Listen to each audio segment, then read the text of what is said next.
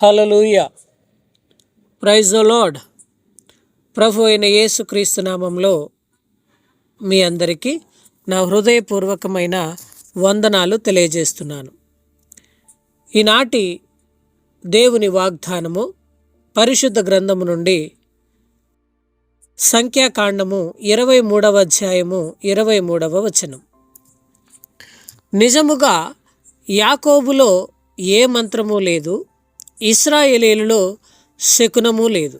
ఆయా కాలముల యందు దేవుని కార్యములు యాకోబు వంశస్థులకు ఇశ్రాయేలీయులకు తెలియజెప్పబడును. ఆమేన్. ఈనాటి వాక్య ధ్యానము మనము దీనిని గమనించినట్లయితే, నిజముగా యాకోబులో మంత్రము లేదు, ఇశ్రాయేలులో శకునము లేదు. ఇక్కడ ఈ వాక్యమును మనం ఒకసారి గమనించినట్లయితే ఈ వాక్యం మనతో ఏం మాట్లాడుతున్నదంటే, నిరాధారమైన మూఢాచారాలు, వాటి ద్వారా కలిగే భయాందోళనతో పాటు మంత్రశక్తులు, తంత్రాలతో అని భయపడే వారి గురించి ఈ యొక్క మాట తెలియజేస్తున్నది. దేవుని ఇశ్రాయేలులో శకునము లేదు, నిజముగా యాకోబులో మంత్రము లేదు. ఇక్కడ యాకోబు దేనికి సాదృశ్యం అంటే దేవునిని అంగీకరించిన వ్యక్తికి సాదృశ్యం. ఇశ్రాయేలు రక్షించబడిన వానికి సాదృశ్యం. ఎవరైతే దేవునిని తమ సొంత రక్షకునిగా అంగీకరించి దేవుని యొద్దకు వచ్చినారో వారు మంత్రాలు, తంత్రాలు, సోదెలు వీటికి దేని గురించి భయపడాల్సిన పని లేదు. అవి దేవుని యొద్ద పని చేయవు అని ఈ యొక్క లేఖనమును బట్టి మనకు అర్థమవుతున్నది. నిజముగా నిరాధారమైన మూఢాచారాల ద్వారా కలిగే భయాలను వేరులతో పాటు బయటకు లాగేస్తుంది వాక్యం. ఒకవేళ మంత్రతంత్రాలలో ఏదైనా శక్తి ఉందనుకున్నా అవి యేసు ప్రభు బిడ్డలకు ఏమాత్రము హాని చేయలేవు. దేవుడు ఆశీర్వదించిన వారిని దెయ్యాలు శపించలేవు. దేవునితో అంటు కట్టబడిన వారిని దెయ్యాలు ఏమీ చేయలేవు. నీవు దేవుని సన్నిధిని నిరంతరం అనుభవిస్తూ ఉన్నట్లయితే నీ యొద్దకు సాతాను రావడానికి భయపడతాడు. వాడు నీ యొద్దకు వచ్చి నిన్ను ఏమీ చేయలేడు. బాలాకు లాంటి భక్తిహీనులు ప్రభువు బిడ్డలైన ఇశ్రాయేలు ప్రజలను కుతంత్రాలతో పడగొట్టాలనుకున్నప్పటికీ అది నెరవేరలేదు. వారెన్ని దురాలోచనలు యోచించినా అవి వారి స్వనాశనానికే కారణమయ్యాయి. కానీ మరి ఇశ్రాయేలీయులకు ఏమాత్రం హాని జరగలేదు. వారి బలం తరిగిపోతూ వచ్చింది. వారి యొక్క ఖడ్గానికి పదును లేదు. వారు కలిసి ఆలోచన చేశారు కానీ ప్రభువు వారితో లేడు కాబట్టి వారి ఆలోచనలన్నీ వ్యర్థమయ్యాయి. వారు వలలు పన్నితే పన్ననివ్వండి, ఆ వలలు మనల్ని ఏమీ చేయలేవు. బయల్జెబూలును పూజిస్తూ వారెంత కేకలు వేసినా, ఎంత శరీరమును హింసించుకున్నా, వారు ఏమి చేసినా సరే మన మీదకు వారు కోరుకున్న శాపాలను రప్పించాలని వారెన్ని కుయుక్తులు పన్నినా వారిది నిజముగా వృధా ప్రయాసే. వారికి దొరికేది శూన్యమే.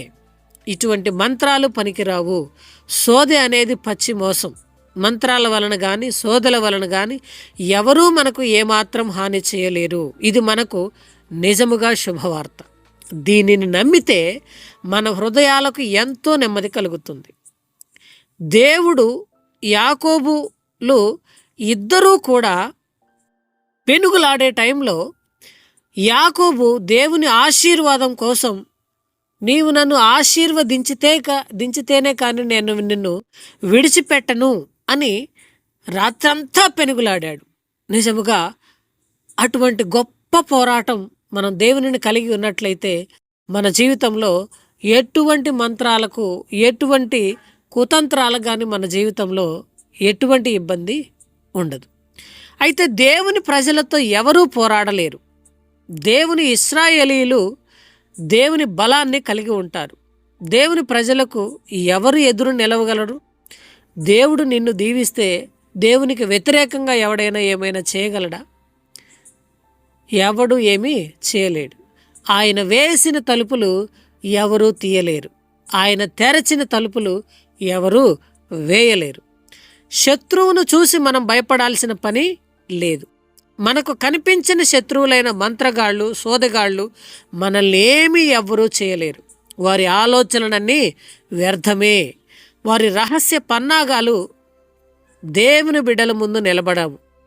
జీవము గల దేవునిలో విశ్వాసం ఉంచిన వారికి మంత్రగాళ్ల వలన ఏ హాని జరగదు. శపించే వారి వలన ఏ హాని జరగదు. నిన్ను దూషించే వారి వలన ఏ హాని జరగదు.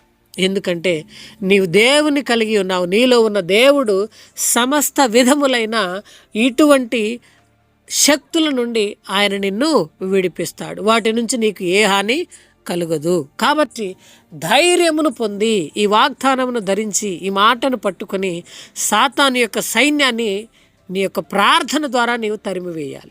ఎందుకంటే ఆయన రక్తము చేత నీవు కడగబడ్డావు. పరిశుద్ధమైన జీవితాన్ని అనుభవిస్తున్నావు.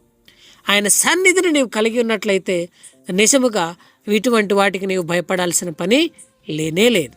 ఈ యొక్క ఉదయకాల సమయంలో దేవుడు మనకిచ్చిన యొక్క గొప్ప మాటను బట్టి దీనిని మనం ధరించుకొని మన అనుదిన ప్రార్థనలో మనము ప్రార్థిస్తూ బలముగా దేవుని యందు వాడబడాలని మనస్ఫూర్తిగా కోరుచున్నాను. దేవుడి మాటలు దీవించునుగాక.